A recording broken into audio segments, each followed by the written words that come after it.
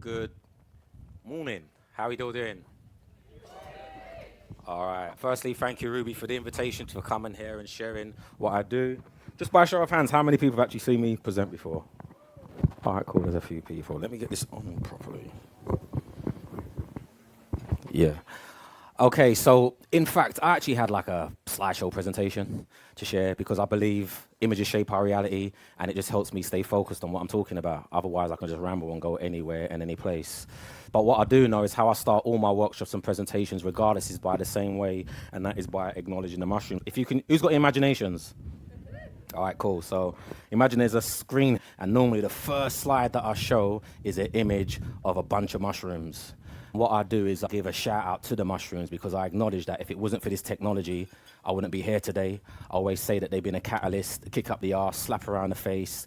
They've thrown me on the ground, picked me up, spun me around, put me in the mirror, and have allowed me to appreciate the good, the bad, and the beautiful ugly inside of myself. And I feel forever indebted to mushroom technology for allowing me to do what I do and doing whatever it does to you guys as well. If you're in that place and space, you know what I'm talking about. So I always start off by giving them a round of applause, showing them some peace, some funk signs, some arshays, ahos, however you acknowledge your ancient alien ancestors.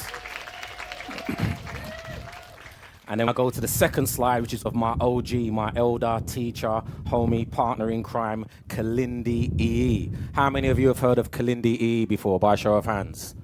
That's not good enough. So normally what I say is you need to take a photograph and or write his name down. Or if you've got a photographic memory, please remember, it is spelt K-I-L-I-N-D-I. That is Kalindi. K-I-L-I-N-D-I. His last name is pronounced E-E, which is spelled I-Y-I.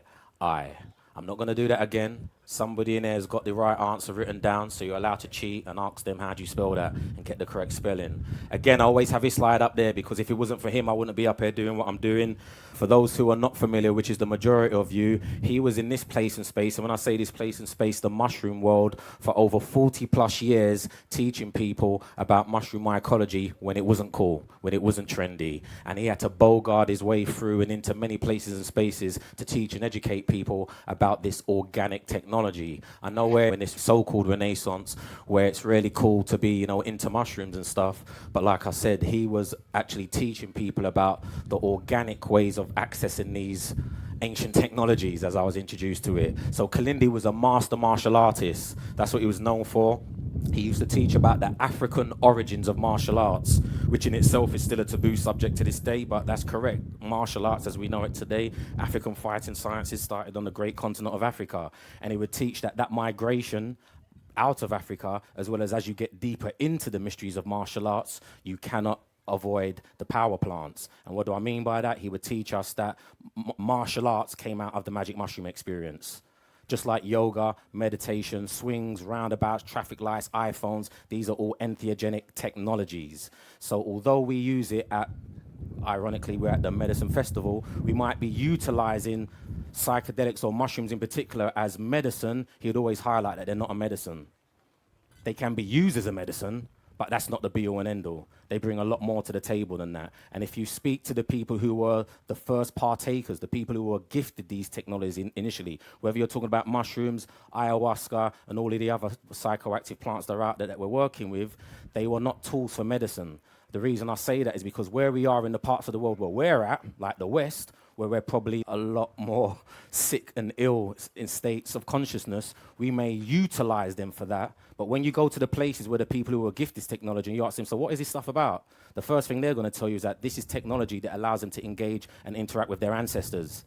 This allows you to work with the unseen. It gives you access to the beyond, into the underworld. That's what these technologies are actually here for. And in addition to that, they're like this technology here. They're like GPS devices. They're technologies that we can utilize, just like this phone technology. The same technology that makes this phone work is the same technology that's inside of you, and it makes you work. But we've fallen for these devices. What makes this phone work is liquid crystal technology, and inside of us is liquid crystal technology that enables us to tap into our Bluetooth, our Wi-Fi's, and our personal hotspots. But we've become so dependent upon that, when we utilize our own technologies, they say that you're schizophrenic, or you got bipolar, and they give you their medicine for when you use your organic medicine. So that's what Kalindi brought to the table, these teachings and sharings. So I always start off the workshops by giving him a round of applause, peace signs, funk signs, our shays, however you acknowledge your ancestors. I was going to say, I've got my slides on the phone. I'll say, if you got an iPhone, I could have just airdropped everybody the slides. But we're going to use our own telepathic and intuitive technologies. And you're just going to see these images that are on my phone. And I'll do the best to just share. And it's just giving me some reference to kind of go with the flow.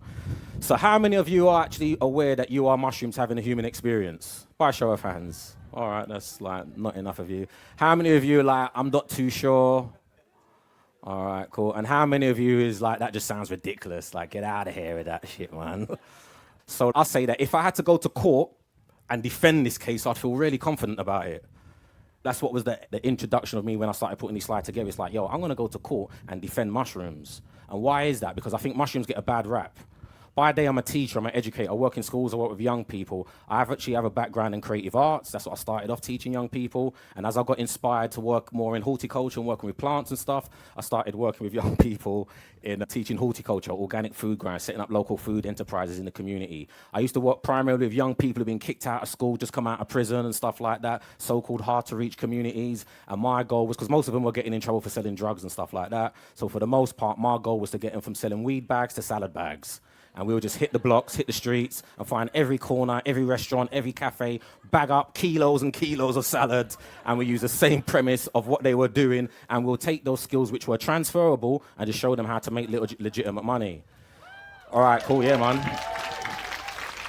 But I say that to say that the mushrooms took me over. It's like, forget that. You got to rep us now. You got to represent us. And I say that to say that although since then I've actually developed a mycological cultivation course. It's actually an accreditation. It's for the. Give me another round of applause. Watch this. We've written the first national accreditation for young people, school age from 5 years up, to get an accreditation nationally recognized for mushroom cultivation.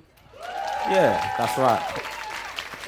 So that was the journey. I went from being in creative arts, working with horticulture, food growing, and eventually got inspired by the mushrooms, just fully dedicate my life to them, because then I realized that I'm actually a mushroom out here. And what a better job to have than be out there being a disciple for the mushrooms. So I say that to say, when I'm out there and telling people, they're like, oh, you work with young people, like, what are you teaching them? I say, oh, I teach about mushrooms. And the first thing they say is, oh, you got to be careful with mushrooms. Mushrooms are deadly. Do you know there's mushrooms that can kill you? People heard of that narrative before? But it's like the first premise is like some of the first conversations I have with people, that's what seems to come out of their mouths. And then even when you come into the woke, conscious communities, a lot of the first things people say when you talk about mushrooms is like, yeah, man, I'm into mushrooms, I'm microdosing, they're really good for depression, anxiety, PTSD, and all that good stuff. And I'm like, yeah, that's really cool, they are, but that's not what they are. They can be utilized for that, and I think we do a disservice when we create this narrative around what we utilize mushrooms for rather than what they're actually here for. They play many different functions.